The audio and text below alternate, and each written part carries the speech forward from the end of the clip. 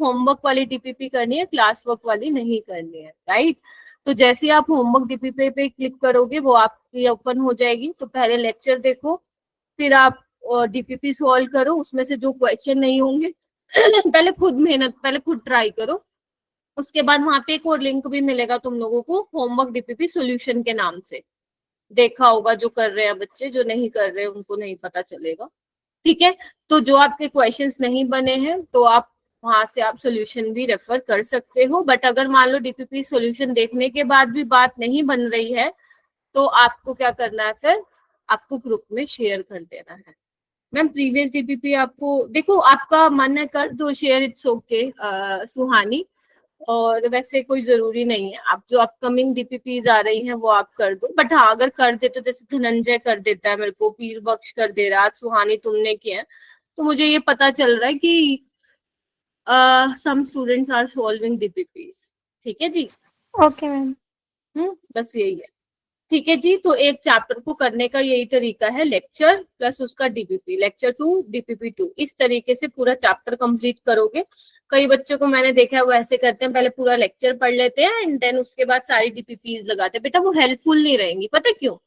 क्योंकि आप 1 से लेकर जब 10वें लेक्चर पे आओगे ना और आप पहली डीपीपी ओपन करोगे तो बहुत ज्यादा चांसेस हैं कि आप जो पहले लेक्चर में पढ़ा था ना उसके कॉन्सेप्ट थोड़े थोड़े आप भूल गए हो। Getting my point? तो जब आप आ रही हो फिर वक्त, तो जब आप लेक्चर 1 आप करते हो, तैयार अपना देखते हो, कॉन्सेप्ट देखते हो, उसके बाद जब आप डीपीपी सोल्व करते हो ना तो वो लॉन्ग टर्म के लिए आपकी मेमोरी में रह जाता है, क्योंकि जो आपने पढ़ा उसी से रिलेटेड आप सवाल कर रहे हो, तो चीजों को और ज्यादा स्ट्रॉन्ग कर देता है, आपके कॉन्सेप्ट को और ज्यादा स्ट्रॉन्ग कर देता है और वो ज्यादा लंबे टाइम तक मेमोरी में भी रहता है। तो this is the best way to prepare any chapter. पीर बख्श मैं आपको ये सजेस्ट करूंगी, अगर आप डीपीपीज कर रहे हैं ना, मान लो तुमने डीपीपीज कर ली पीर बख्श सॉल्यूशन की, you can go with the module वाला पार्ट, ठीक है। क्योंकि डीपीपीज में भी मैंने ना पीवाईक्यूज ही डाले होते हैं। और अगर तुम मुझसे मेरी पर्सनल राय पूछोगे तो देखो मैं हमेशा बोलती हूँ कि जब तुम क्लास नोट्स में करवाए गए सवाल, डीपीपीज में दिए गए सवाल, और जब तुम 5 साल के पीवाईक्यूज कर लो तो उसके बाद तुम मॉड्यूल करो, तुम नरेंद्र अवस्थी करो, तुम्हारा जो मन हो वो करो, लेकिन जो प्रायोरिटी पे रहनी चाहिए ये चीजें रहनी चाहिए, ठीक है। Okay ma'am. चलिए, तो अब लेट आते हो भाई तुम लोग, ठीक है स्टार्ट करते हैं। आज हमारा फर्स्ट लेक्चर रहेगा मेरा बेटा केमिकल काइनेटिक्स का। तो chemical kinetics again last chapter रहेगा आपका फिजिकल केमिस्ट्री का, ठीक है। आपके 3 चैप्टर हैं टोटल फिजिकल केमिस्ट्री में, जो कि जेई मेन सिलेबस में है। जेई एडवांस में सॉलिड स्टेट भी आता है, बट जेई पहले हम जेई मेंस का सिलेबस करेंगे, उसके बाद जेई एडवांस का होगा। Getting my point? तो आपका सॉल्यूशन हो चुका है, इलेक्ट्रोकेमिस्ट्री हो चुका है, उसके बाद आपका ये केमिकल काइनेटिक्स है। तो this is the last chapter from grade 12 which belongs to physical chemistry, ठीक है। After that I will start with the inorganic chemistry वाला पार्ट।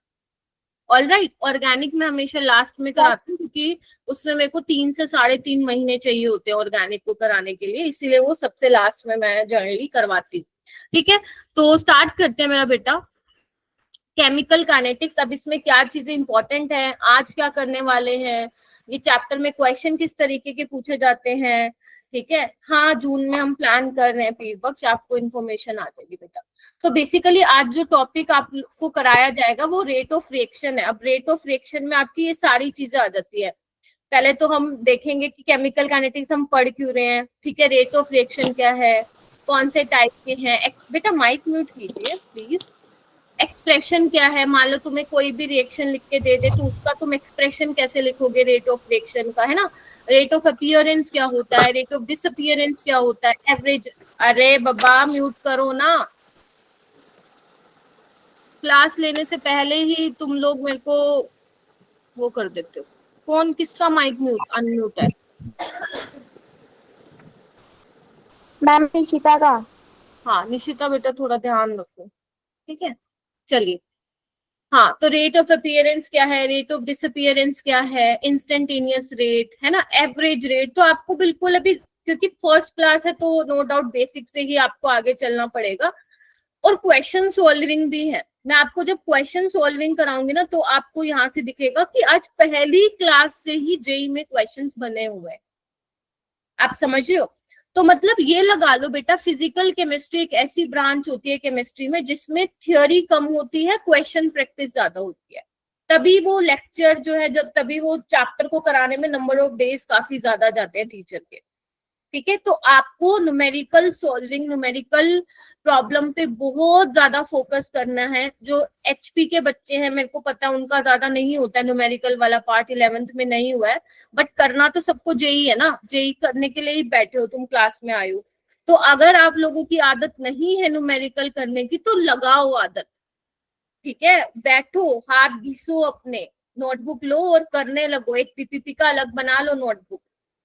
ठीक है, नोट्स का तो एक अलग हो गया, डीपीपीस के लिए आप अलग बना दो। तुम्हें खुद से अंदर से सेटिस्फेक्शन मिलेगी जब तुम लोग लेक्चर देख के डीपीपी सॉल्व करोगे। And if you are able to solve 60 to 70% questions ना फ्रॉम डीपीपी, यानी कि तुम कॉन्सेप्ट सीख गए हो, बस थोड़ी मोटी छोटी मोटी गड़बड़ है, वो तुम अपना मेरे से पूछ के रिजोल्व कर सकते हो। All right? Yes ma'am. Yes yes ma'am. Ma'am. Yes ma'am. ठीक है, चलिए मेरा बेटा, तो अगर मैं इसकी वेटेज की बात करूं तो क्या होगा? आओ एक बार, ये अगर आपको दिख रहा है तो ये 2023 तक का डेटा लिया है मैंने, दिख रहा है सबको? ठीक है, तो अगर मैं Yes, बात ma'am. करूं Yes, ma'am. 2024 का और 2025 का, जो अभी रिसेंट पेपर हुआ है, मैम ये मेंस एडवांस दोनों का है। नहीं मेरा बेटा, ये आपका मेंस, ये आपका मेंस है मेरा बेटा। मैम तो ऊपर आईआईटी लिखा हुआ। आईआईटी जेई मेंस लिखा हो ना, तो कोई बात नहीं, जेई मेंस का है ये। जब हम जेई मेंस बोलते हैं ना, आईआईटी जेई मेंस करके ही बोलते हैं। ठीक है, तो 2024 और 25 का डेटा क्या है, पहले एक बार आप 2023 का देख लो। ऐसी मतलब इन्हीं टॉपिक से ज्यादा क्वेश्चन देखने को मिले हैं 2024 और 25 के। ठीक है, देखो सबसे ज्यादा क्वेश्चन तुम्हें कहाँ पे देखने को मिल रहे हैं? ये देखो, रिएक्शन रेट एंड रेट लो। आप समझ रहे हो, जो आज से मैं कराना चालू कर रही हूँ। ठीक है, आज तो जैसे मेरा रेट ऑफ रिएक्शन कराऊंगी, ठीक है, इसके आगे आने वाली क्लास में रेट लो तुम्हारे डिस्कस होंगे, जिसमें तुम्हारा ऑर्डर ऑफ रिएक्शन, मॉलिक्युलरिटी, ये सब आ जाएगा। उसके बाद देखो क्वेश्चन यहाँ से आ रहे हैं, relationship between concentration and time, इसमें तुम्हारे वो आ जाते हैं, zero order, first order, second order. Getting my point? और ये देखो यहाँ से भी आ रहे हैं क्वेश्चन, ये तुम्हारी आर्हेनियस इक्वेशन पढ़ते हो ना, स्कूल में पढ़ा होगा तुम लोगों ने, यहाँ से ज्यादा सवाल पूछे जाते हैं। एंड यही सेम ट्रेंड 2024 और 25 में भी फॉलो हुआ है। Are you getting my point? Numbers क्या है? कम क्वेश्चन है इतने? कौन से वाले? ये जो नंबर है 2019 वाले।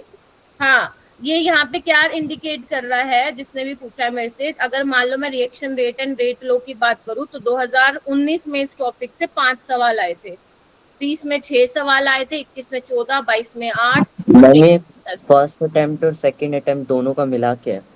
यस, जो आपकी जितनी शिफ्ट होती है पेपर में, उसका ये डेटा है।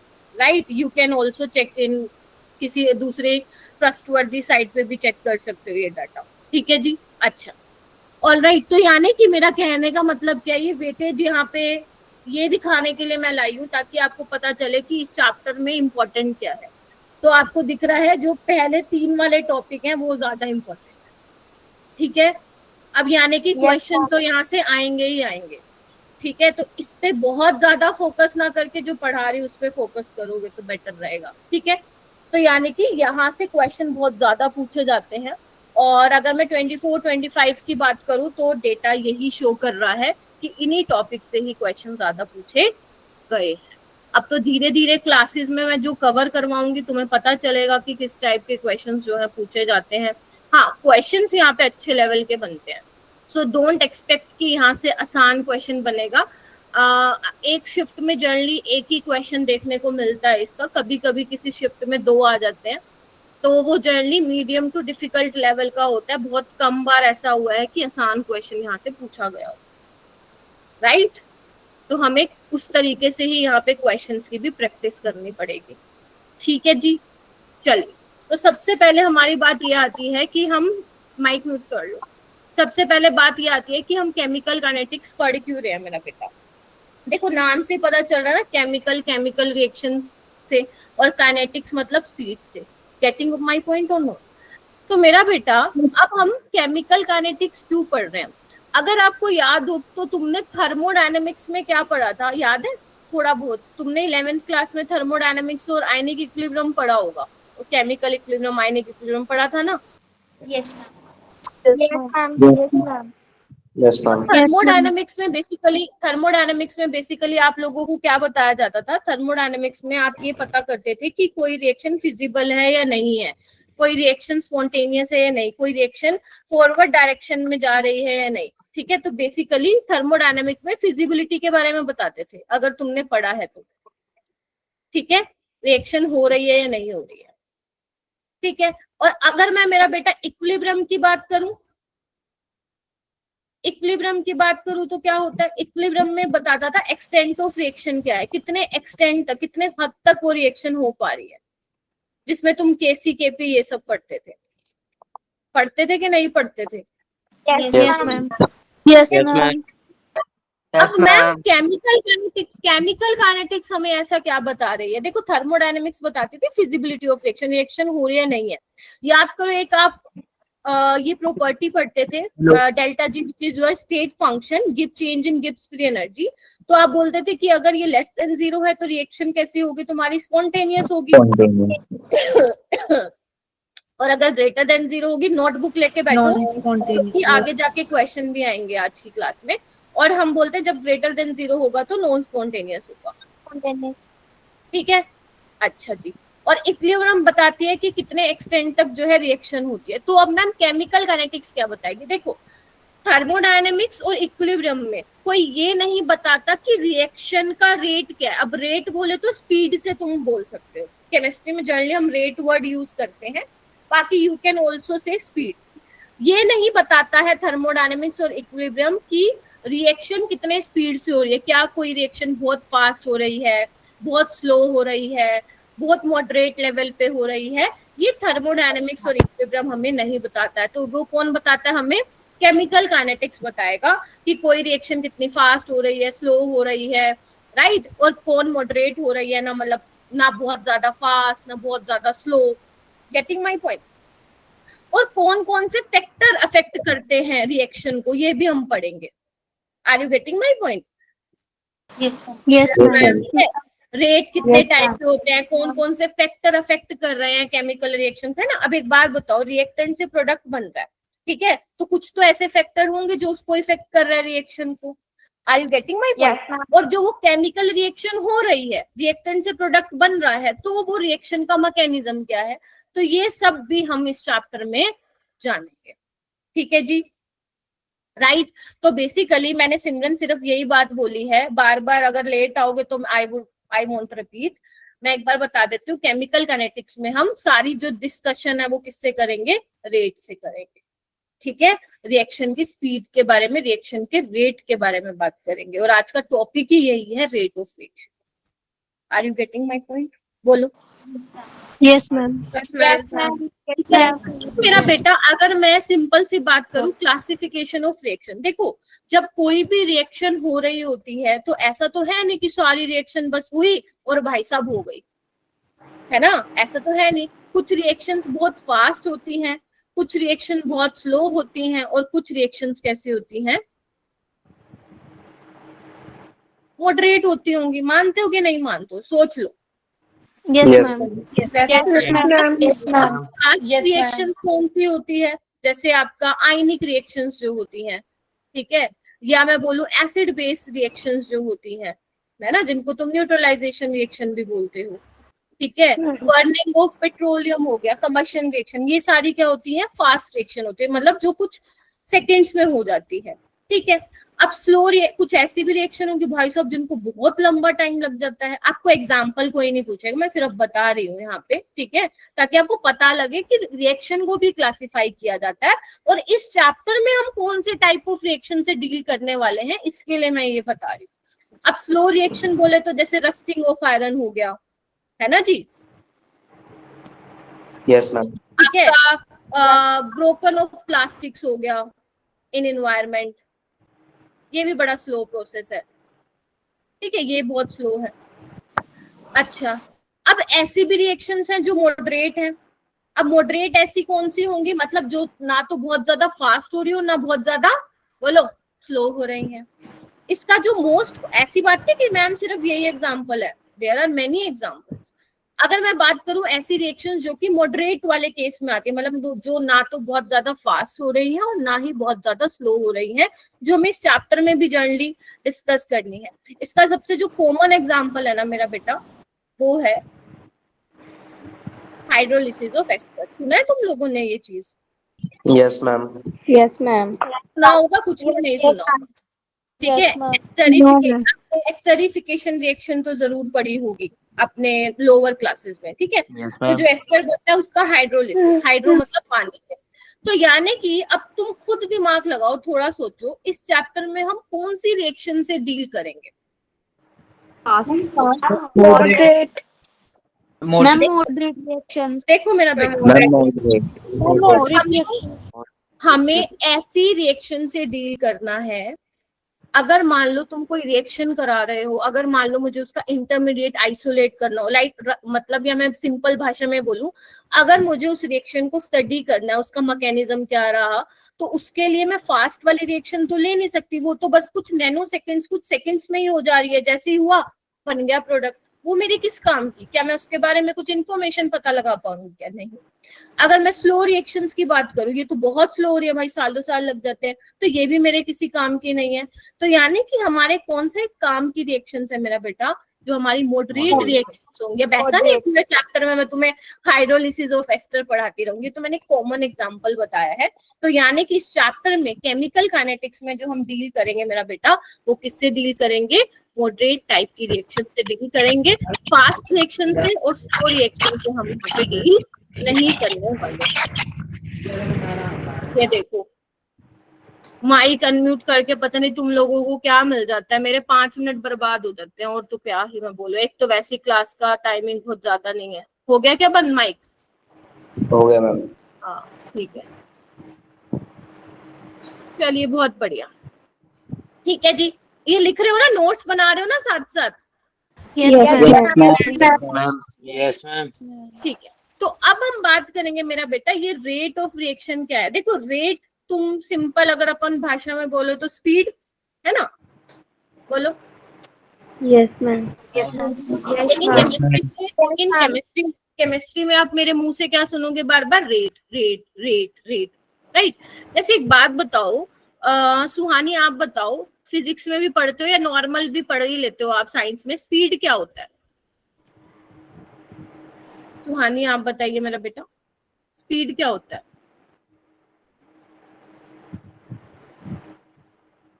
अमनदीप आप बताइए, स्पीड क्या होता है? Ma'am, velocity upon time. Velocity upon time, ठीक है क्या? Distance upon time. Distance upon time. Distance upon time. Ma'am distance upon time, Ma'am, distance. Distance upon time. मतलब डिस्टेंस कितना कवर किया इन यूनिट टाइम, यही बोलते हो आप तो?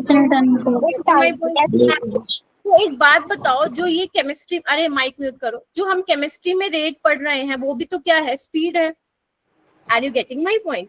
तो Yes, केमिस्ट्री में तो क्या हो रही है? रिएक्शंस हो रही हैं, तो उन रिएक्शंस का रेट क्या होगा? अब देखो रिएक्शन में क्या होगा, तुम्हें रिएक्टेंट मिलेगा, क्या कहते हो, प्रोडक्ट मिलेगा, Yes, ma'am. हाँ या ना?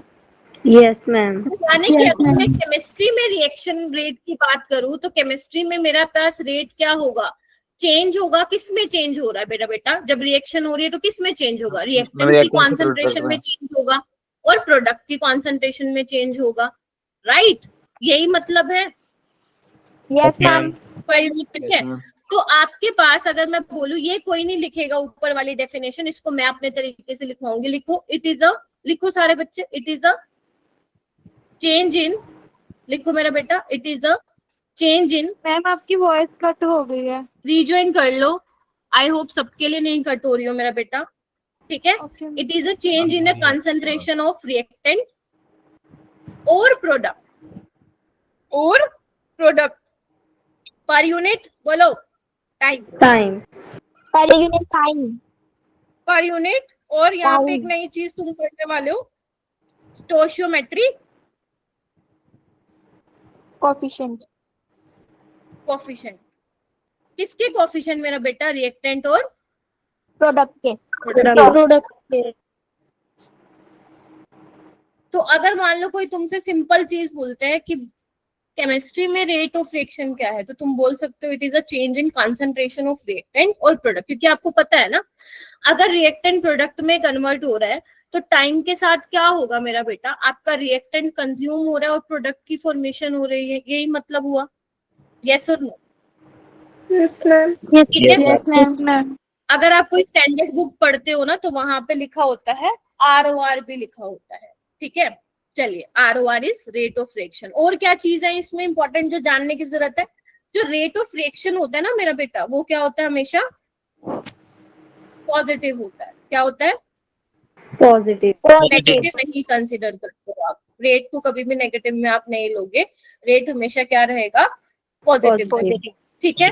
और जो रेट ऑफ रिएक्शन डिफाइन होगा, जो रेट ऑफ रिएक्शन डिफाइन होगा वो किसके लिए होगा? For reactant and product, product and rate. जिसको क्लियर नहीं आ रही प्लीज रीजॉइन करो एक बार। बाकी बच्चों को आ रही है क्या? Yes ma'am. Yes ma'am.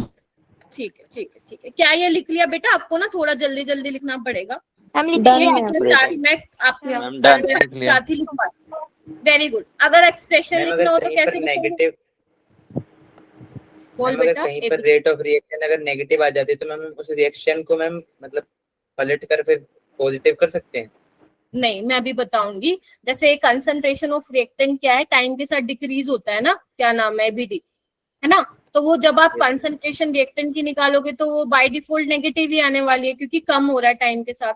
तो अभी जब मैं तुम्हें एक्सप्रेशन दिखाऊंगी ना तो वहां पे मैं दिखाऊंगी कि जहाँ पे रिएक्टेंट की कॉन्सेंट्रेशन चेंज हो रही है विद टाइम, उसके आगे मैं नेगेटिव लगाऊंगी ताकि वो नेगेटिव नेगेटिव क्या हो जाए? पॉजिटिव। ठीक है, अभी लिखूंगी मैं। ठीक है, चलिए। तो अगर रेट ऑफ रिएक्शन में लिखूंगी तो क्या लिखूंगी? लिखो मेरा बेटा, change in concentration of reactant. अरे बहुत खूबसूरत चैप्टर है, बहुत खूबसूरत चैप्टर है। Change in concentration of reactant और product by time taken into stoichiometry coefficient. ठीक है जी, ये याद रहेगा। Yes ma'am. Yes ma'am. ठीक है। दोबारा मान लो, क्या करूं? एक बार दोबारा बताना क्या बताऊं इसमें बेटा? ये फॉर्मूला। ये समझ में आ गया जो भी मैंने ये लिखा है? It is a change in concentration of reactant और प्रोडक्ट। Yes ma'am. तो यही तो लिखा है बेटा, यही तो लिखा है। ठीक है। सो अगर मैं बेटा यूनिट की बात करूं तो ऊपर क्या है? कॉन्सेंट्रेशन है, नीचे टाइम है, तो यूनिट क्या होगी? Concentration by time. कॉन्सेंट्रेशन की यूनिट क्या होगी? अगर मोल पर लीटर और टाइम की बात करें हम पर यूनिट टाइम। हम सेकंड आवर में भी हो सकता है, मिनट में भी हो सकता है, बट जनरली हम लोग टाइम किस में होगा? सेकंड में। जनरली हम किस में लेते हैं? सेकंड में लेंगे। तो यानी कि क्या हो जाएगा? मोल पर लीटर पर सेकंड। सिमरन, स्टोइचियोमेट्री कोएफिशिएंट है बेटा। जैसे ये होता है ना, मान लो लेट से ये है तुम्हारी रिएक्शन, ठीक है। तो ये क्या है? रिएक्टेंट के आगे कोएफिशिएंट है, उनके प्रोडक्ट के आगे ये क्या है? कोएफिशिएंट है। ऑलराइट। एक बार आप बता दें वो मोल के बाद क्या लिखा है? कहाँ पे? ये लीटर। Yes ma'am. मोल पर लीटर होती है ना कॉन्सेंट्रेशन की यूनिट, हाँ। तो मोल पर लीटर पर सेकेंड। ठीक है। अगर मान लो मैं गैसियस फेज की बात करूं, मान लो कहीं पे गैस है तो क्या करोगे? तो उस केस में हम प्रेशर फिर लिखते हैं। जैसे तुमने सुना होगा 1 मोल आइडल गैस के लिए इक्वेशन सुनी होगी, PV = NRT। N number of mole, R gas constant, T temperature. तो इसको ऐसे लिख दो मेरा बेटा, P क्या होगा? N/V RT। Yes ma'am. और N/V क्या होता है? कंसंट्रेशन ही तो होता है, याद है? मोलैरिटी याद है? तो solute by volume of solution in litre. तो यहाँ मैं बोल सकती हूँ pressure is directly proportional to molarity. Yes ma'am. Yes ma'am. बोल सकती हूँ मैं। तो यानी कि जब आप मोलैरिटी की टर्म्स में एक्सप्रेस कर सकते हो तो क्या आप प्रेशर की टर्म्स में भी एक्सप्रेस कर सकते हो? बोलो हाँ या ना। Yes, ma'am. Yes, ma'am. तो ये पी क्या आपका प्रेशर ऑफ गैस है। अगर एक से ज्यादा गैसेज है तो यहाँ पे आप वर्ड यूज कर सकते हो पार्शियल प्रेशर ऑफ गैस। तो यानी कि फर्क क्या रह जाएगा, ये आप खुद भी लिख सकते हो। जैसे यहाँ पे मैंने क्या लिखा है, change in concentration of reactant और प्रोडक्ट। अगर मान लो गैसियस फेज की बात हो रही है तो क्या आ जाएगा, change in partial pressure of reactant और प्रोडक्ट। बोलो हाँ या ना।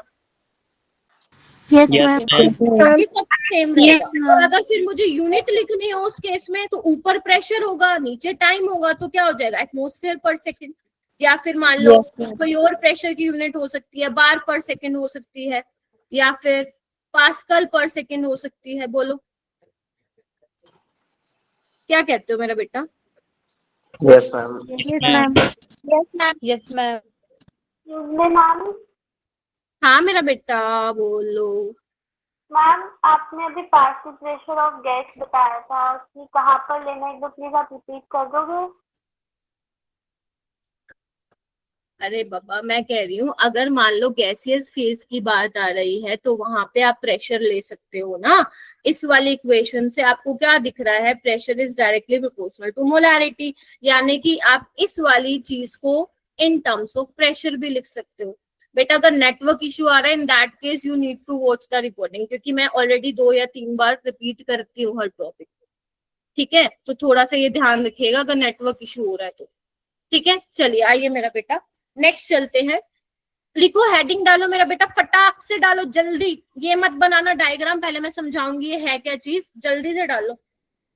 मैम हो गया। Type of reaction. मैम हो गया डन। तो बेसिकली मेरा बेटा ये एक ऐसा टॉपिक है जिसको आज पढ़ा के मैं शायद दोबारा से शायद एवरेज रेट और इंस्टेंटेनियस रेट का नाम भी नहीं लूंगी, बट क्योंकि एनसीईआरटी में तो थोड़ा सा मैं एक्सप्लेन कर देती हूँ। हालांकि बहुत ज्यादा इंपॉर्टेंट यहाँ पे ये नहीं है, यहाँ से क्वेश्चन नहीं बनता इतना, मतलब आया ही नहीं अगर मैं लास्ट कुछ सालों की बात करूं तो। देखो अब यहाँ पे ना आप 2 तरह के रेट पढ़ने वाले हो, एक तो एवरेज रेट पढ़ने वाले हो, एक इंस्टेंटेनियस रेट पढ़ने वाले, राइट। तो एवरेज रेट क्या होता है मेरा बेटा, जो एवरेज रेट डिफाइन होता है ना वो एक सर्टेन इंटरवल ऑफ टाइम के लिए डिफाइन होता है। किसके लिए डिफाइन होता है मेरा बेटा, या तुम बोल दो define for finite time interval, define for finite time interval. ठीक है, मतलब आपको दिया जाएगा कि भाई साहब ये देखो ये टाइम इंटरवल है, इतने से इतने के बीच में तुम्हें रेट निकालना है। Getting my point. और ये जितना कॉम्प्लिकेटेड अगर तुम्हें लगता है ना उतना है नहीं। ठीक है, जैसे मैं इसकी तरफ पिक्चर की हेल्प से दिखाने की कोशिश करती हूँ, पहले समझ लो फिर लिख लेना। इधर आओ, ये देखो, अगर तुम यहाँ पे थोड़ा सा ध्यान से देखोगे मेरा बेटा तो ये कंसंट्रेशन वर्सेस टाइम का ग्राफ बना हुआ है। Can you see that? Yes, ma'am. ठीक है, हो क्या रहा है ये आपको दिख रहा है, ये ग्राफ ऐसा डिक्रीज हो रहा है टाइम के साथ और ये आपका इंक्रीज हो रहा है, यानी कि ये प्रोडक्ट की कॉन्सेंट्रेशन होगी और ये क्या होगी, रिएक्टेंट की होगी। क्योंकि रिएक्टेंट की कॉन्सेंट्रेशन क्या होती है, टाइम के साथ घटती है, और प्रोडक्ट की कॉन्सेंट्रेशन क्या होती है, इंक्रीज। ठीक है, मान लो मेरा बेटा टाइम, ध्यान से सुन लो फिर कहोगे रिपीट करो। टाइम t1 पे क्या है, देखो मान लेते हैं टाइम t1 पे जो कंसंट्रेशन है रिएक्टेंट की वो r1 है और प्रोडक्ट की कंसंट्रेशन क्या है मेरा बेटा, p1 है। ऐसे ही टाइम माइक म्यूट करो, टाइम t2 पे क्या है मेरा बेटा, प्रोडक्ट की कंसंट्रेशन p2 मान लो इसको, और टाइम 2 पे कंसंट्रेशन ऑफ रिएक्टेंट क्या है मेरा बेटा, बोलो r2 है। R2। अच्छा जी, अब मेरा बेटा ध्यान से सुनो, मैंने तुम्हें अभी रेट क्या बताया था, मैंने तुम्हें रेट बोला था change in concentration of reactant और product by time taken into stoichiometric coefficient, right. अगर स्टोइचियोमेट्रिक कोएफिशिएंट 1 है तो उसको इंक्लूड नहीं करोगे, हाँ या ना? अगर मैं बोल रही हूँ बेटा, क्योंकि हम यहाँ पे रिएक्टेंट की कंसंट्रेशन की बात कर रहे हैं बेटा, अगर मुझे दिख गया ना कोई क्लास डिस्टर्ब कर रहा है बेफालतू का माइक अनम्यूट करके, आई विल रिमूव।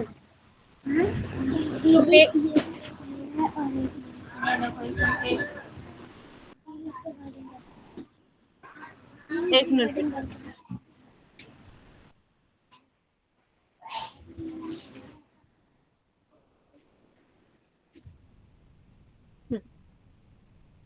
हाँ तो मैं क्या कह रही थी, रेट क्या है आपका, अगर मैं रिएक्टेंट की बात करूँ ना अभी यहाँ पे, ठीक है, change in concentration of reactant bye time taken, बोलो हाँ या ना। Yes, ma'am. यस, जो एवरेज, ध्यान से सुनो, जो एवरेज रेट आप लिखते हो ना, तो वो आप किससे लिखते हो मेरा बेटा? डेल्टा से लिखते हो। ठीक है, क्या लिखते हो? डेल्टा से लिखते हो। किसकी कॉन्सेंट्रेशन में चेंज आ रहा है? रिएक्टेंट की कॉन्सेंट्रेशन में चेंज आ रहा है। Are you getting my point? Divide by delta t. ठीक है, अब यहाँ पे तुम देखोगे कॉन्सेंट्रेशन जो है अपना टाइम के साथ रिएक्टेंट की डिक्रीज हो रही है, तो फॉर श्योर जब तुम इसको निकालोगे मेरा बेटा तो वो नेगेटिव में आएगी, but rate is always positive. आगे क्या लगा दूंगी? माइनस। ठीक है, ऐसे ही तुम किसका निकाल सकते हो? एवरेज रेट किसका निकाल सकते हो? प्रोडक्ट का निकाल सकते हो। क्या हो जाएगा? क्योंकि प्रोडक्ट की कॉन्सेंट्रेशन टाइम के साथ बढ़ रही है, तो वो क्या आ जाएगा? प्लस। प्लस लगाने की जरूरत नहीं, क्योंकि मैं आपको सिखा रही हूँ इसलिए मैं बता रही हूँ यहाँ पे। क्लियर है? Delta p by delta T. अच्छा जी, और क्या लिख सकते हो इसको?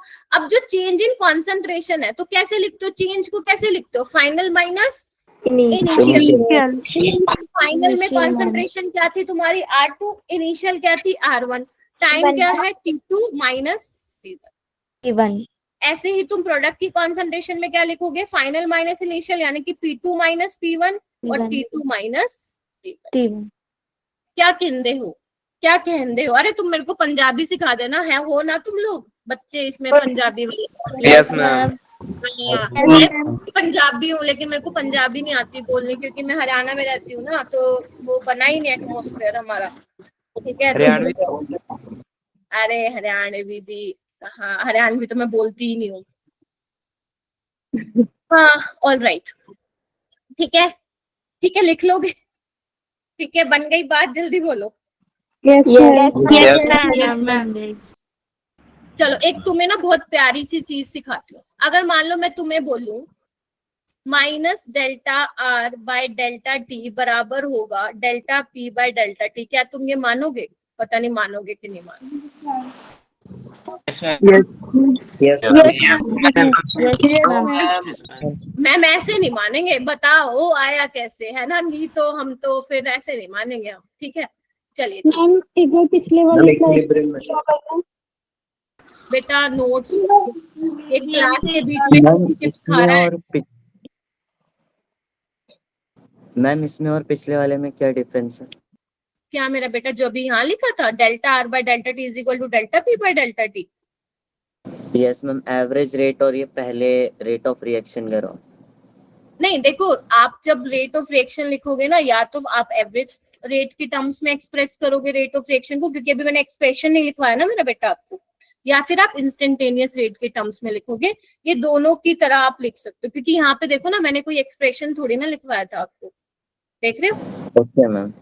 ठीक है, चलो आगे। अरे नोट्स यहाँ पे ये नहीं, अगर साथ साथ बन रहे हैं तो बनाओ, वरना उसमें बनाना। चलो मेरा बेटा, अब मैंने एक चीज बोली, अभी तुम कह रहे थे कि मैम ये आया कैसे, और ये पूछना भी चाहिए आया कैसे। ठीक है, अभी मैं इसको एक्सप्लेन करती हूँ आया कैसे। ठीक है, पहले ना एक सिंपल चीज से मैं तुम्हें समझाती हूँ, फिर जो बुक्स किताबों में लिखा होता है उसकी तरफ मैं जाऊंगी। है, मान लो तुम्हारा रिएक्टेंट ए है, वो बी में कन्वर्ट हो रहा है। अच्छा मेरे को बच्चे एक बात बताओ, वैसे तुम्हारी 1 घंटे की क्लास है, क्योंकि बच्चे बहुत ज्यादा तो डाउट भी आते हैं, तो अगर मैं 1 घंटा 15 मिनट की क्लास ले लिया करूँ तो चलेगा ना तुम लोगों के लिए? Yes ma'am. ठीक है, थैंक यू सो मच बच्चों। चलो मान लो मेरा बेटा, अगर मेरा जनरल बात कर रही हूँ, अगर मेरा ई से बी में कन्वर्ट हो रहा है, मान लो टाइम t0 पे लेट से जो मेरी ए की कॉन्सेंट्रेशन थी वो 5 मोलर है ना? हो सकता है ना, मैं एज्यूम कर रही हूँ, तो मेरा बी तो नहीं बना होगा, लेकिन कुछ टाइम बाद मेरा रिएक्टेंट कुछ कम हुआ होगा। तो मान लेते हैं कुछ टाइम टी बाद, कुछ समय बाद, मान लेते हैं इसमें से 2 मोलर चला गया, तो कितना बचेगा? 3। अब ये जितना गया बी उतना ही बनेगा। Yes, ma'am. अब तुम्हें ये समझ में आया ये कैसे लिखा होगा मैंने? मतलब जितना रिएक्टेंट कंज्यूम हो रहा है उसी टाइम पे आपका उतना ही क्या बन रहा होगा? प्रोडक्ट। ठीक है, ये तो हो गई बहुत आसान लैंग्वेज में आपको समझ में आ जाएगा। अब जो मैं एक्सप्रेशन कराऊंगी जिसको समझ में आ जाए वो बहुत अच्छी बात, अगर मान लो जिसको थोड़ा नहीं समझ में आता है तो वो इस तरीके से भी कर सकता है, क्योंकि डेरिवेशन आपको स्कूल में नहीं पूछेगा, है ना। चलिए मेरा बेटा, ये लिखना चाहते हो तो लिख लो, ये बहुत सिंपल एग्जाम्पल होता है ये समझने का कि जितना रिएक्टेंट आपको मैम वैसे हो ये रहा है इमेजिन उतना भी ही कर प्रोडक्ट सकते की हैं। फॉर्मेशन होगी। फिर बोलो बेटा। मैम ये वैसे इमेजिन भी कर सकते हैं। हाँ बट मैं इसको प्रूव भी करा देती हूँ, ठीक है। चलिए आइए, आ जाओ मेरा बेटा। अगर मैं मान लो मेरे पास ये रिएक्शन है, लेट से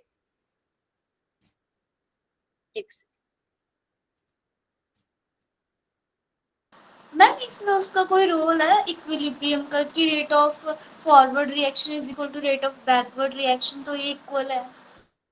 ना, इसका कोई वो यहाँ पे नहीं है, ठीक है। यहाँ पे अलग से मैं आपको पढ़ाऊंगी कि क्या है केमिकल। बस सिर्फ जो स्टार्टिंग में मैंने आप लोगों को बताया ना इंट्रो में कि why we study chemical kinetics, बस उसमें मैंने थर्मोडायनेमिक्स और इक्विलिब्रियम थोड़ा सा घुसाया था। उसके बाद पूरे चैप्टर में कहीं पे भी मैं नाम नहीं लेने की उसका, ठीक है।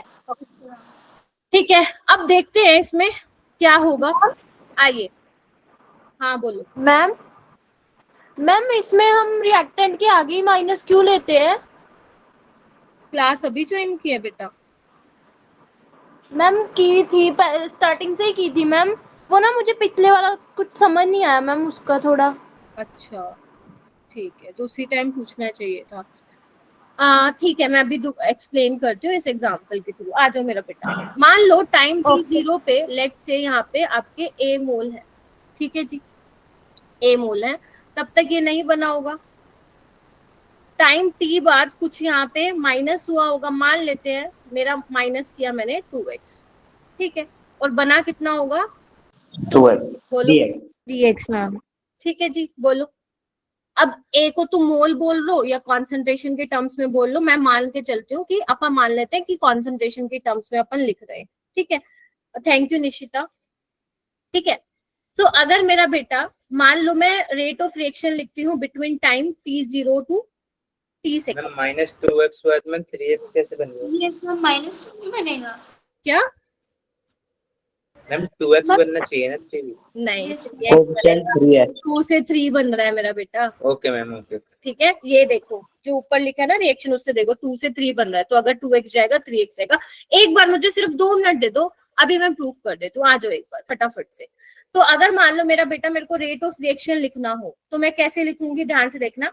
सबसे पहले मैं कंसंट्रेशन ऑफ रिएक्टेंट की टर्म्स में लिखती हूँ। तो अभी मैंने फिर से बोलो, क्या बोला था, चेंज इन। देखो अगर किसी का थोड़ा ध्यान भटका, नेटवर्क गया तो नहीं आएगा समझ में, फिर आपको रिकॉर्डिंग देखना बैठ के रात को आराम से। तो रेट ऑफ रिएक्शन मैंने क्या बोला था, change in concentration of reactant और प्रोडक्ट बाय टाइम। तो अगर मैं रिएक्टेंट की बात करूं मेरा बेटा, तो चेंज कितना हुआ है, फाइनल कितना था कुछ टाइम बाद, इतना था a-2x। बोलो हाँ या ना। Yes, ma'am. Yes ma'am. Yes ma'am. Yes ma'am. या मैं तो एक्सप्रेशन लिख के बता देती हूँ तुम्हें, ये है, ठीक है। इसको मैं कैसे लिख सकती हूँ बेटा, क्यों आया नीचे, स्टोइचियोमेट्रिक कोएफिशिएंट से आया, ठीक है, जो भी मैंने कहा था लिखोगे। अच्छा डेल्टा ए क्या होगा, फाइनल कितना, a-2x माइनस कितना है बोलो, -8. Minus by -0। अगर तुम इसको Yes, ma'am. सॉल्व करोगे, इसको अंदर से सॉल्व करोगे तो ये -2x/t बनेगा, नेगेटिव में आएगा। क्यों नेगेटिव में आ रहा है, क्योंकि टाइम के साथ कॉन्सेंट्रेशन जो है रिएक्टेंट की घट रही है। अब यहाँ पे ऑलरेडी माइनस लगा हुआ है तो क्या हो जाएगा, पॉजिटिव आ जाएगा बाय t। बच्चों जिसको अगर कोई भी डाउट आ रहा है प्लीज क्लास के बाद रुक जाना, मेरे को पूरी क्लास में और भी कराना है, मैं सिर्फ एवरेज रेट पे ही नहीं अटक के रह जाऊंगी, ठीक है। जिसको भी पूछना है, अगर सच में आपको पूरा समझना है तो प्लीज जहां पे भी डाउट आ रहा है क्लास के बाद पूछ लेना भाई।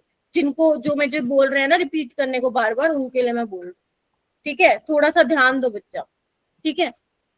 अच्छा, और अगर मान लो मैं प्रोडक्ट की टर्म्स में लिखूं, ये तो रिएक्टेंट की टर्म्स में लिखा, अगर मैं प्रोडक्ट की टर्म्स में लिखूंगी तो क्या लिखूंगी, देखना एक बार, 1/3 डेल्टा p/डेल्टा t लिखूंगी, हाँ या ना। Yes ma'am. Yes ma'am. Yes तो मैम। यहाँ पे क्या होगा, फाइनल माइनस इनिशियल 3x - 0, और ये क्या हो जाएगा t। तो ये कितना आ जाएगा मेरा बेटा, x/t। तो यानी कि Yes, ma'am. क्या मैं तुम्हारी परमिशन हो तो ये चीज लिख दूं, इधर आओ, कि minus half del A by del t is equal to 1/3 del B by del t. Yes Yes, ma'am. Yes ma'am. बस बन गई है बात, बन गई है बात। ठीक है, तो यहाँ पे आप डेल्टा क्यों लिख रहे हो, ये क्योंकि आपको मैं एवरेज रेट बता रही हूँ, इसलिए ये आप डेल्टा यहाँ पे लिख रहे हो। इंस्टेंटेनियस रेट में क्या बोलूंगी मैं यहाँ पे, इसको मैं रिप्लेस कर दूं, क्योंकि वो स्मॉल इंटरवल ऑफ टाइम के लिए होता है या किसी पर्टिकुलर इंस्टेंट ऑफ टाइम के लिए होता है, तो वहां पे मैं डी से रिप्लेस कर दूं। ठीक है, अब लिखो ये आगे, तब तक साहिल का डाउट ले लेती हूँ। हाँ साहिल।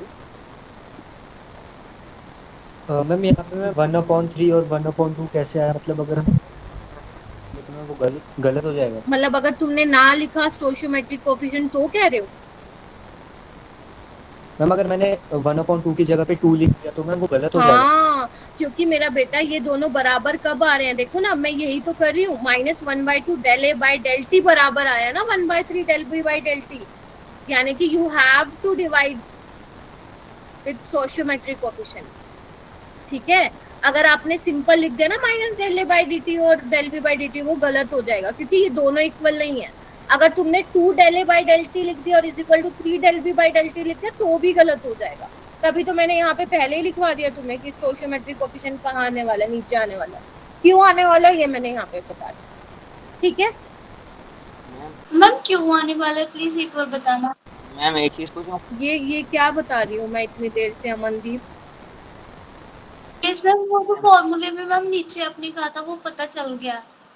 नहीं, अगर आप -12 del A by D t निकाल, del A by del t निकाल रहे हो और 1/3 del B by del t निकाल रहे हो, तभी तो ये दोनों बराबर आ रहे हैं ना x बाय टी। अगर आप 2 del A by del t लिखते, 3 del B by del t लिखते तो क्या होता, बनती क्या बात? नहीं, नो मैम, वही बोल रही हूँ मैं इतनी देर से। यस ट्रू मैम बस एक चीज सब आगे, बस मैम वो a - 2x और वो 3x वाला बस एक बार बता दीजिए वो कैसे है। बस a - 3x 2x कैसे आया? 3x कैसे आया? यस मैम, वो स्टार्टिंग में t = t के बाद जो a - 2x और वो 3x। क्योंकि मेरा बेटा, अगर जो हमारे को रिएक्शन मिलेगी वो हमें बैलेंस इक्वेशन मिलेगी। ठीक है, तो ये मान लो जो मैंने जनरल इक्वेशन लिखी है दैट शुड बी बैलेंस, ये पहला क्राइटेरिया होता है if you solve questions on rate of reaction. तो अगर यहाँ पे आपको दिख रहा है बैलेंस इक्वेशन में कि जो A के 2 मोल होंगे उससे 3 मोल ऑफ B मिल रहा है, तो अगर यहाँ से A में से 2x जाएगा तो मुझे कितना मिलेगा? 3x मिलेगा ना मेरा बेटा, राइट? क्योंकि 2 से 3 मिल रहा है। क्लियर है मेरा बेटा? चलिए, उसके बाद हम बात करते हैं इंस्टेंटेनियस रेट की। तो इंस्टेंटेनियस रेट का मतलब क्या होता है, नाम से ही पता चल रहा है, पर्टिकुलर इंस्टेंट ऑफ टाइम, है ना। इसके लिए कोई certain interval of time define नहीं होता है। Are you getting my point? जैसे देखो, मान लो यहाँ पे मैं, इधर देखो मेरा बेटा, जैसे मैंने एक ये रिएक्टेंट वाला के ग्राफ बनाया हुआ आपको दिख रहा है, ये है कॉन्सेंट्रेशन वर्सेस टाइम का ग्राफ है। पहले सुन लो फिर आप इसको नोट डाउन कर लेना, है ना। तो यहाँ पे आपको दिख रहा है कि टाइम के साथ कॉन्सेंट्रेशन क्या हो रही है, घट रही है। दिख रहा है सबको? Yes, ma'am. Yes ma'am, all right. अगर मान लो मेरा बेटा, मैं यहाँ पे ये बोलती हूँ तुम लोगों को कि मुझे ना t = 10 पे रेट निकालना है, लेट्स से, क्योंकि मैंने अब सर्टेन टाइम इंटरवल नहीं डिफाइन किया है, मैंने किसी भी इंस्टेंट ऑफ टाइम पे बता दे कि भाई साहब मुझे इस टाइम पे रेट का पता लगाना है। यस और नो? Yes, ma'am. ठीक है, यस अब मैम, हम क्या करेंगे, जब हम इंस्टेंटेनियस रेट की बात करते हैं तो हम वहां पे क्या ड्रॉ करते हैं मेरा बेटा? स्लोप ड्रॉ, एक टेंजेंट ड्रॉ करते हैं। तो मान लो मेरे को इस टाइम पे निकालना, तो मैंने क्या किया, एक टेंजेंट ड्रॉ कर लिया। ठीक है, ये तुम उसमें भी पढ़ते होगे थोड़ा मैथ्स फिजिक्स में, है ना। दिख रहा है आप लोगों को? यस मैम, दिख रहा है मेरा बेटा? बहुत बढ़िया। तो अगर तुमने टेंजेंट ड्रॉ कर दिया तो क्या तुम स्लोप निकाल सकते हो? ये देखो, ध्यान से देखिए, देख रहे हो?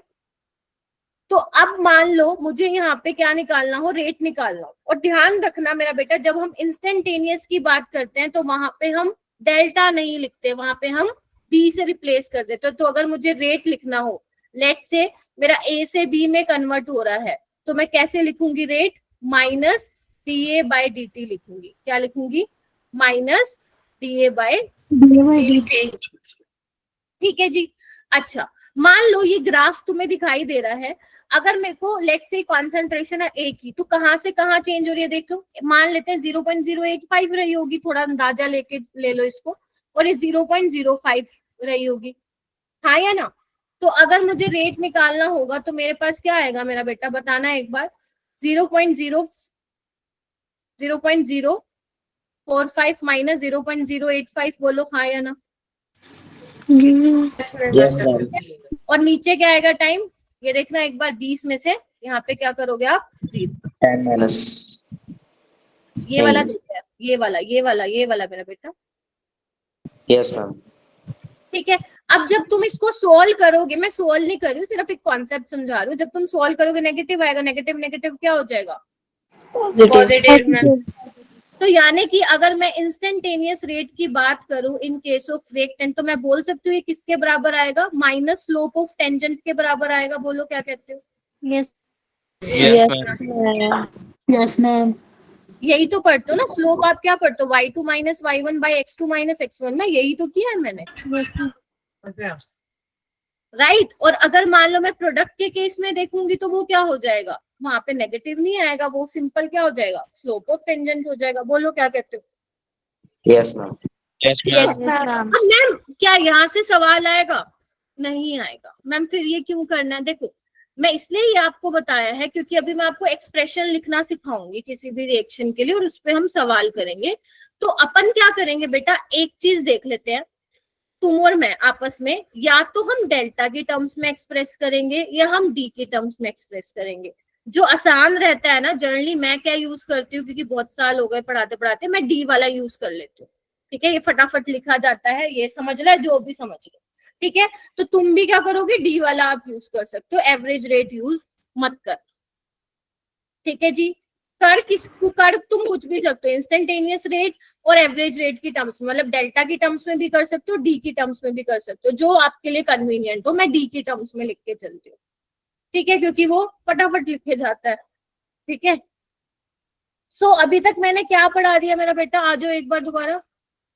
अभी तक मैंने ये बता दिया कि क्यों पढ़ रहे हैं केमिकल काइनेटिक्स। अगर रिएक्टेंट की कॉन्सेंट्रेशन और प्रोडक्ट की कॉन्सेंट्रेशन के साथ बैलेंस्ड इक्वेशन में कोफिशिएंट इंक्लूडेड है, तो यस आपको कोफिशिएंट इंक्लूड करना है। ठीक है, तो सबसे पहले मैंने आपको बताया केमिकल काइनेटिक्स क्यों पढ़ रहे हैं हम, classification of reaction, rate of reaction क्या होता है। ठीक है, मैथमेटिकली कैसे लिखोगे, गैसियस फेज में हो तो प्रेशर की टर्म्स में लिख सकते हो इसको। ठीक है, तो ये मैंने आप लोगों के साथ क्या किया है मेरा बेटा, डिस्कस किया। ठीक है जी, यस मैम। चलिए, यस मैम। All right. इसके बाद एक क्वेश्चन बता देती हूँ तुम्हें, सो दैट थोड़ा सा फील आ जाए, फिर हम एक्सप्रेशन पे चलते हैं। जैसे देखो यहाँ पे क्या लिखा हुआ है, for a reaction concentration of product, तो प्रोडक्ट की कॉन्सेंट्रेशन दे रखी है, एनसीईआरटी का क्वेश्चन है ये, और ये बड़ा ही प्यारा है, अगर कॉन्सेप्ट समझना है तो अच्छे से। ये दिया हुआ है, आपको क्या बोल रहा है वो, एवरेज रेट बता दो, और वो क्या बता रहा है, इंस्टेंटेनियस रेट बता दो। ठीक है जी, इंस्टेंटेनियस रेट क्या हो जाएगा, डीसी बाई डीटी, बोलो यस मैम। क्या हो जाएगा, माइनस नहीं प्लस, क्योंकि तो delta c by delta t, बोलो हाँ।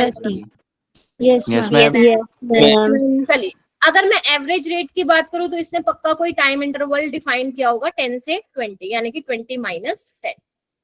ठीक है, चेंज इन कॉन्सेंट्रेशन क्या होगा, C2 माइनस C1, मतलब C2 कौन सा होगा, इधर आओ, यहाँ पे T2 किस पे है, 20 सेकेंड पे, तो आप सबसे पहले कॉन्सेंट्रेशन किस पे निकाल लोगे, 20 पे निकाल लोगे, देखो है ना जी। Yes ma'am. 10 पे निकाल लोगे, ठीक है, और सोल्व कर लोगे। अगर मैं बात करूं मेरा बेटा इंस्टेंटेनियस रेट की, तो तुम्हें क्या निकालना, डीसी बाई डीटी, यानी कि अब यहाँ पे क्या करना पड़ेगा, तुम्हें डिफरेंशिएशन करना पड़ेगा, है ना। तो अगर मैं 2.5 टी स्क्वायर माइनस 4 का डिफरेंशिएशन करूं, तो डिफरेंशिएशन में क्या होता है, याद करो प्रॉपर्टी, ये कहाँ 11th में पढ़ लेते हो ना differentiation. Yes, ma'am. 5 here. T square 2.5 तो ऐसे ही रहने दो, टी स्क्वायर का क्या हो जाएगा, 2t। ठीक है, 4 का क्या हो जाएगा, कांस्टेंट है ये तो, 0। ठीक है, तो ये कितना आ जाएगा, 5t। और आपको कौन से टाइम पे निकालना, 12 सेकंड पे, यानी कि 5 × 12 कितना आ जाएगा, 60 सेकंड। 60। 60। तो ये आपका निकल जाएगा इंस्टेंटेनियस यस रेट मैम। निकल। ठीक है, तो इस तरीके से आपको करना है। हालांकि पेपर में नहीं पूछा जाएगा, बट यस अभी मैंने क्योंकि टॉपिक पढ़ाया है तो उसका एक एग्जांपल तुम लोगों को मालूम होना चाहिए कि किस टाइप से अप्लाई मैम करो। इंस्टेंटेनियस का ग्राफ एक बार और आप समझा देते हैं। क्लास के बाद रुक जाना एक बार पक्ष, ठीक है। चलिए आगे आइए मेरा बेटा। Expression of rate of reaction लिखो जल्दी ऊपर। Expression of rate of reaction, किस तरीके से हम एक्सप्रेशन यहाँ पे लिखने वाले हैं, लिखो। देखो, अगर मान लो मेरे पास एक जनरल रिएक्शन है, इन जनरल, जिसको जो भी पूछना है पहले जितना भी मैंने करा दिया वो प्लीज क्लास के बाद रुक जाइएगा, मैं रुक जाऊंगी 10-15 मिनट के लिए, कोई इशू नहीं है। सीसी प्लस डीडी, ठीक है, ये मैंने लिख दिया। तो अगर मुझे मान लो रेट ऑफ रिएक्शन का एक्सप्रेशन लिखना है तो मैं कैसे, पहले मेरे को लिखने दो। देखो कैसे लिखूंगी मैं, माइनस 1/a, क्योंकि मैं रिएक्टेंट की बात कर रही हूँ, dA/dt लिख दूं। मान लो मैं कंसंट्रेशन के टर्म्स में लिख रही हूँ, हाँ जी मेरा बेटा, is equal to minus 1/b dB/dt। बोलो। Yes, ma'am. Yes ma'am. Yes ma'am. आइए, और इसको मैं क्या लिख सकती हूँ, क्योंकि प्रोडक्ट का प्रोडक्ट बन रहा है तो प्लस लगाओगे, क्योंकि कॉन्सेंट्रेशन बढ़ रही है तो dC/dt, और ये क्या हो जाएगा 1/d dD/dt। बोलो हाँ या ना। Yes, ma'am. Yes ma'am. और अगर फिर से मैं बोल रही हूँ, तुम्हें लिखना भी है तो लिख भी सकते हो। रेट ऑफ जो रेट ऑफ रिएक्शन का एक्सप्रेशन है ना, जितनी भी मैं टर्म्स लिख रही हूँ, या तो तुम इंस्टेंटेनियस रेट की टर्म्स में लिखो जैसे ये मैंने लिखा है, या फिर तुम एवरेज रेट की टर्म्स में भी लिख सकते हो, वो तुम्हारी इच्छा है। मैं जनरली इसमें लिखती हूँ, अब तुम्हारी मर्जी है, जिसमें लिखना चाहो उसमें लिख सकते हो। और मेरा बेटा जो रेट ऑफ रिएक्शन का एक्सप्रेशन मैंने लिखा है ना, जैसे ये तो मैंने कॉन्सेंट्रेशन की टर्म्स में आपको दिखाया, देख रहे हो आप, है ना। यस तो आप जो है मोलारिटी कॉन्सेंट्रेशन की टर्म्स में भी लिख सकते हो, आप प्रेशर की टर्म्स में भी लिख सकते हो, है ना, और आप मोल्स की टर्म्स में भी लिख सकते हो। इन तीनों की टर्म्स में क्या कर सकते हो, आप लिख सकते हो। ठीक है, गेटिंग माय पॉइंट। देखो ये वाला तो ना हर कोई पढ़ लेता है, मोलारिटी और प्रेशर वाला, लेकिन ये वाला हर कोई नहीं पढ़ता कि मैम मोल की टर्म्स में कैसे लिखा जाएगा। तो मोल्स की टर्म में आप ये लिख देना, -1/a dNA/dt। Are you getting my point? But ma'am ये काम आएगा हमारा, यस। आपका 2023 में एक सवाल आया था जहां पे उसने मोल से रिलेटेड पूछा था, वो मैं आगे चल के बताऊंगी आप लोगों को, इसलिए मैंने पहले ही बता दिया कि इन केस में जो है आप लिख सकते हो। ठीक है जी, क्या ये एक्सप्रेशन लिख लिया सारे बच्चों ने? जल्दी मेरे को कंफर्म कीजिए। Yes ma'am.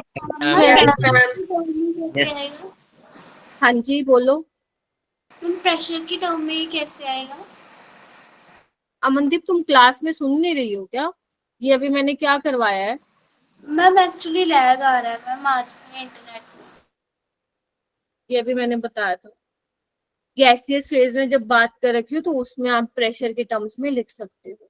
तो प्रेशर के टर्म्स में आप ये लिख दोगे, क्या कहते हैं, ये लिख दोगे -1/a dPA/dt लिख दोगे। समझ रहे हो आप, ऐसे लिख दोगे। चलिए, उसके बाद बेटा एक टर्म आती है रेट ऑफ अपीयरेंस। सुना है तुम लोगों ने रेट ऑफ अपीयरेंस? मैम ये क्या है? रेट ऑफ अपीयरेंस बोल दो, रेट ऑफ फॉर्मेशन बोल दो। अब एक बात बताओ मेरा बेटा, फॉर्मेशन किसकी हो रही है, प्रोडक्ट की हो रही है कि नहीं हो रही? तो हो रही है मैम।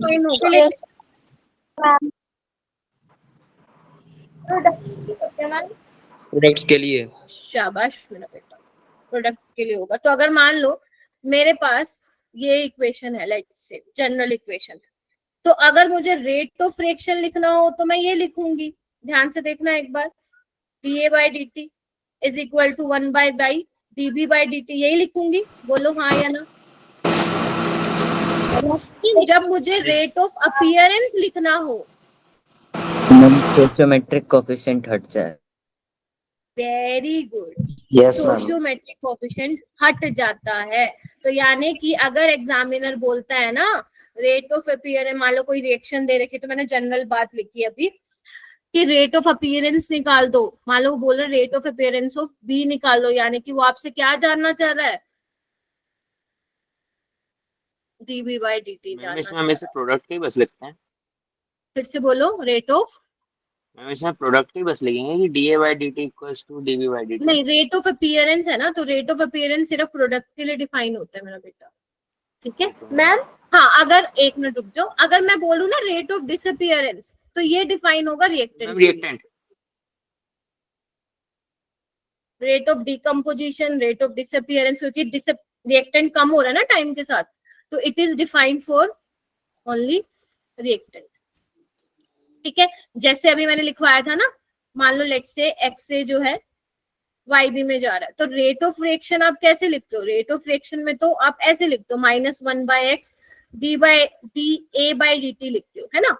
लेकिन अगर मान लो मुझे रेट ऑफ डिसअपीयरेंस लिखना हो, तो मैं कैसे लिखूंगी मेरा बेटा? -डी ए बाई, यानी कि एग्जामिनर तुमसे क्या पूछना चाह रहा है? अगर वो बोला रेट ऑफ डिसअपीयरेंस ऑफ ए, वो तुमसे पूछना चाह रहा है -DA बाय dt। जो भी डाउट है बेटा अपने पास रख लो, मैं क्लास के बाद आप लोगों के डाउट ले लूंगी। मुझे अभी 10-15 मिनट और पढ़ाने दो, क्योंकि जितना मैंने सोचा ना उतना हुआ नहीं अभी, है ना। क्वेश्चन तो मैंने कराए ही नहीं, है ना। तो जो भी डाउट है लिख के रख लो अपने, मैं भी क्लास के बाद लेती हूँ। चलो क्वेश्चन देखिए एक बार, किस तरीके के, किस लेवल के पूछे गए हैं या पूछे जा सकते हैं। देखो एक बहुत सिंपल सा एग्जाम्पल मैं बताती हूँ, ये मैं कराती हूँ, पढ़ना एक बार इसको। देखो फॉर अ रिएक्शन, आपको ये रिएक्शन दी हुई है, half of A convert into 2b, दिख रहा है सबको? धनंजय, पीर बख्श, यस मैम। ठीक है, ऑप्शन सी। साहिल, ये दे रखा है। आपको निकालना क्या है? रेट ऑफ ऑप्शन सी आ रहा है। रुक जाओ, चौथा लगा दो। Rate of disappearance of a is related to rate of appearance of b. तो सबसे पहले तुमसे कुछ भी पूछ रखा हो, तुम्हारा पहला क्या काम है? रेट ऑफ रिएक्शन निकालना है। तो रिएक्शन कैसे निकालोगे? अपन क्या लिखते हैं? स्टोइचियोमेट्रिक कोएफिशिएंट नीचे आता है, ठीक है। तो जब लिखूंगी तो ये ऊपर चला जाएगा, बोलो यस मैम। Yes ma'am. और ये क्या हो जाएगा अपना? Half of dv by dt, ठीक है। आपको क्या निकालना है? Rate of disappearance of a relate करना है rate of appearance of b से। तो देख लो आपका -DA बाई dt क्या हो जाएगा मेरा बेटा? ये 2 कहाँ चला जाएगा? बोलो, नीचे चला जाएगा, तो यानी कि 1/4 dv बाई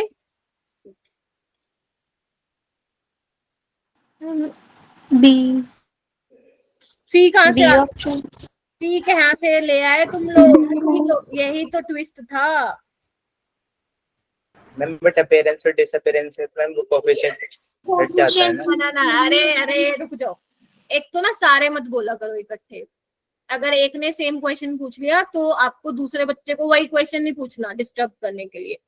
देखो आपसे पूछा क्या गया, ध्यान से सुनो। आपसे पूछा गया है rate of disappearance of a को रिलेट करना है rate of appearance of b से, यानी कि rate of disappearance of a का रिलेशन बताना है। तो अगर मैं मान लो माइनस, यानी कि वो पूछना चाह रहा है -DA बाई dt का क्या रिश्ता होगा dv बाई dt से। तो यानी कि -DA बाई dt किसके बराबर आ रहा है तुम्हारा? 1/4 dv बाई dt के आ रहा है। तो यानी कि ऑप्शन यहाँ पे सी नहीं होगा, यहाँ पे बी होगा मेरा बेटा ऑप्शन। Yes ma'am. 1/4 कैसे आएगा? 1/4 1/4 कैसे आएगा? Yes ma'am. ये 2 नीचे ले जाओगे ना बेटा, ओके ठीक है। तो ये आपको ध्यान रखना, बहुत ध्यान रखना है प्लीज। ध्यान, ये ऐसे क्वेश्चन अभी मैं और भी कराऊंगी, इवन जो तुम्हारे जेई में भी पूछे गए हैं। तो थोड़ा सा आप लोगों को ध्यान रखना है पूछ क्या रहा है वो, ठीक है। जैसे ये वाला क्वेश्चन, एक बार ये क्वेश्चन ट्राई करके देखो खुद से, ये वाला क्वेश्चन ट्राई करके देखो। अब इसमें ना ध्यान से देखो, मैंने रिएक्शन दे दिया तुम्हें, देख रहे हो? Yes ma'am. हाँ एक बार देखना, बना के देखना। देख आपको बोला है, अब इस पे नाम पे मत जाना मैम ये क्या नाम दे रखा है, आपको इक्वेशन दे रखी है। और ध्यान रखना जो इक्वेशन होगी वो क्या होनी चाहिए? बैलेंस्ड होनी चाहिए, क्योंकि अगर रिएक्शन बैलेंस नहीं है तो सवाल तुम्हारा गलत हो जाएगा। ऑल राइट, तो आपको जो रिएक्शन दे रखी है वो क्या दे रखी है? ये S2O8 2 negative plus 3I negative gives 2 sulphate 2 negative plus I3 negative, है ना। इसको इस तरीके से सही से लिख लो, वो -1 का जो है गड़बड़ दिख रहा है इक्वेशन में, ठीक है। आपको रेट ऑफ डिसअपियरेंस दे रखा है, देख रहे हो सारे बच्चे? Yes ma'am. Yes ma'am. यानी कि आपको क्या दे रखा है, -di/dt दे रखा है। कितना दे रखा है मेरा बेटा, 9/2 × 10⁻³ मोल पर लीटर पर सेकेंड। आपको निकालना क्या है, आपको निकालना है d/dt ऑफ सल्फेट आयन, आपको निकालना है। तो सबसे पहले क्या काम करोगे तुम, रेट ऑफ रिएक्शन का एक्सप्रेशन लिखोगे। आपके लिए क्या काम का है, सिर्फ ये काम का और ये काम का, यानी कि -1/3 di/dt, बताओ, बराबर 1/2 d/dt ऑफ, बोलो सल्फेट आयन। निकालना क्या है, ये निकालना है। तो बस, तो क्या लिखो, यस मैम। इसको ऐसे लिख दो,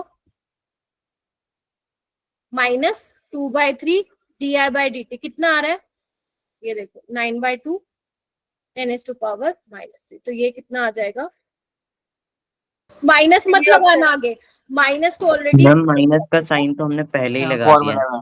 अरे हाँ बाबा, माइनस का नहीं लगाना है, ये ध्यान रखोगे, क्योंकि वो ऑलरेडी ये उसने इसकी वैल्यू ही दे रखी है, -di/dt की ऑलरेडी उसने वैल्यू दे रखी है। तो यानी कि हमारा आंसर क्या आ जाएगा यहाँ पे अपना 3 × 10⁻³ मोल पर सेकेंड। देखो मेरा बेटा, एक चीज मैं सीधी सी बता देती हूँ, जब मैं क्लास में कोई क्वेश्चन कराती हूँ, अगर तुमसे वो नहीं बना, मान लो मैंने बनवा दिया बट वो तुमसे नहीं बना और तुम डायरेक्ट कर रहे हो डीपीपी सोल्व, तो नहीं बनेंगे क्वेश्चन।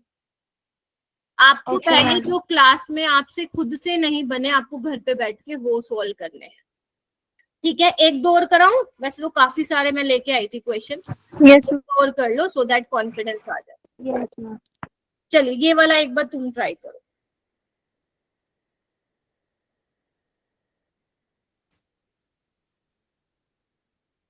और ये चैप्टर में थोड़ा सा आप लोगों को अच्छे से सुनना होगा, क्योंकि चैप्टर में देखो, अब ये तुम देखो, आज पहली क्लास है, क्वेश्चन देखो कैसे बने हुए हैं, राइट। तो ऐसे ही बनने लग जाते हैं इस चैप्टर से सवाल। ट्राई करो, फिर मैं कराती हूँ इसको।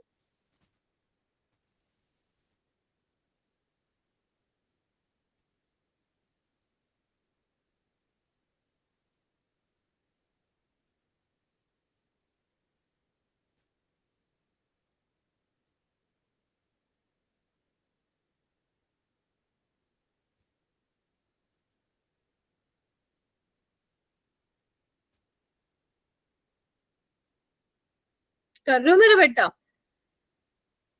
Yes Yes, ma'am. ma'am. Yes ma'am. शाबाश, करो।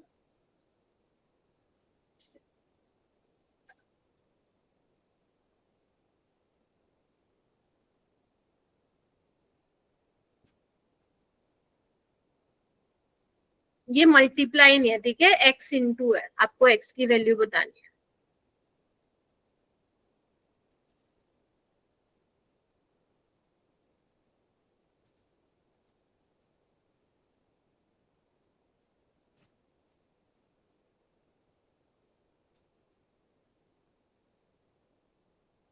तुम्हें पता है क्या काम करना है, सबसे पहले रेट ऑफ रिएक्शन लिखना, लिख लिया? मैम डेसिमल में आ रहा है। कितना आ रहा है बताना? 16 पॉइंट 16 पॉइंट आगे 12 आ रहा होगा, 16.12 आ रहा होगा, 5 से कम आ रहा होगा ना मैम 16.4 मैम कुछ आ 16 रहा पॉइंट। है। 16.4। तो नियरेस्ट इंटीजर में कर दो, अगर 16 मैम 17 है आंसर। हाँ जी मेरा बेटा, मैम मैम 16.6 मैम 17 है आंसर। 16.2 आ रहा है। ठीक है, 16.2 के 3 के 4 के पास आ रहा है, तो उसको राउंड ऑफ करके 16 आपको वहां पे लिखना पड़ेगा। आओ एक बार मैं सोल्व करा देती हूँ। तो रेट ऑफ रिएक्शन कैसे लिखोगे, ऐसे इधर आओ, -1/2 d/dt ऑफ N2O5, बोलो हाँ के ना, हाँ के ना।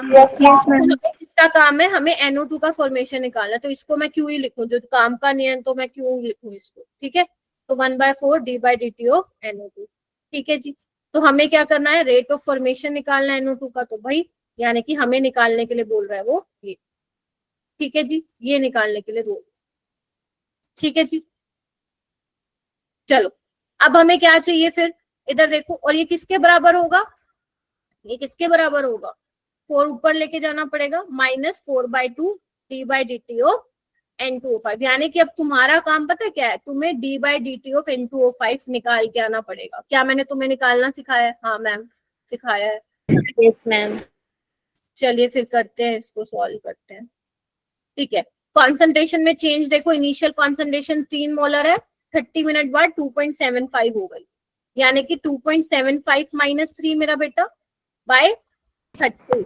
सेकंड में जरूरत नहीं है चेंज करने के लिए, क्योंकि आपको मोल पर लीटर पर मिनट में ही बोला है ना, माइनस ऑलरेडी बाहर है ये। ठीक है जी, तो ये कितना आएगा सोल्व करने पे, आपका 0.25 आ जाएगा, बोलो। Yes ma'am, by 30। बाय 30 आ जाएगा, बाय 30। ठीक है जी हो जाएगा। तो बस 0.25/30 आ जाएगा, 17 आ जाएगा d/dt ऑफ NO2 क्या आ जाएगा, यहाँ पे देखो 2, ये किसकी कितनी है वैल्यू, 0.25/30। अब तुम्हें क्या करना है, सोल्व करना है, तो 1/60 हो जाएगा, बोलो। इसको सोल्व करना है, तुम्हारा आ जाएगा 0.016। आ भी गया क्या? Yes ma'am. Yes ma'am. अगर Yes, मैं ma'am. मेरा बेटा 1/60 कर दूं तो मेरा आ रहा है ये 0.016 आ रहा है। ठीक है जी, तो क्या हो जाएगा 16 × 10⁻³ यानी कि आंसर क्या आ जाएगा 16। 16. ठीक है, निकाल लोगे? Yes ma'am. Yes ma'am. ठीक है, ये वाला कर लोगे? Yes ma'am. पर देखो आंसर क्या था वैसे? किसका मेरा बेटा, मैम लास्ट क्वेश्चन। 16 16 मैम 17 आएगा। 16 आएगा। मैम वो तो 666 चला जाएगा, राउंड ऑफ करेंगे तो 17 आएगा। मेरा 1/60 0.016 आ रहा है, तो डेसिमल के बाद 3 डिजिट लो आप। ठीक है, तो 16 × 10⁻³ इसको लिख सकते हैं, तो answer would be 16। Alright, divide कर लेना एक बार इसको। ठीक है, अब ये बताओ यहाँ पे ये वाला क्वेश्चन कर लोगे? Yes ma'am. यस मैम करेंगे। Yes ma'am. ठीक है, यस मैम। इसको कर लेना, वैसे मैं इसकी डीपीपी आपको अलग से शेयर कर दूंगी। ऑलराइट, और उसमें भी मैं डाल दूं कुछ क्वेश्चन, वैसे तो काफी सारे देखो क्वेश्चन थे, बट मैं कुछ क्वेश्चन जो है कल क्लास में ले लूंगी। जैसे ये वाला क्वेश्चन है, ये बहुत ज्यादा इंपॉर्टेंट है, ये मैं ही कराऊंगी तुम लोगों को। ठीक है, जैसे ये वाला क्वेश्चन एडवांस में आया था, ये भी मैं कराऊंगी। तो कुछ कुछ क्वेश्चन है जो थोड़े से अलग हैं, अच्छे हैं, वो मैं करवाऊंगी, और जो मुझे लगेगा तुम कर सकते हो वो तुम कर लेना। ठीक है जी, मतलब मैं भेज दूंगी डीपीपी तुम लोगों को। अभी अपनी इलेक्ट्रोकेमिस्ट्री वाली जो लास्ट वाली थी ना, वो कर लो। ठीक है जी, तो कल हम क्या करेंगे, कल हमारी क्लास नहीं है, परसों है, तो इसके बचे हुए न्यूमेरिकल मैं आप लोगों को करवाऊंगी, प्लस आगे का हम कवर करेंगे। ठीक है, रेट लो वगैरह ये सब हम कवर करेंगे। वो बच्चे रुक जाओ जिनको डाउट है, जिनको नहीं है वो लीव कर सकते।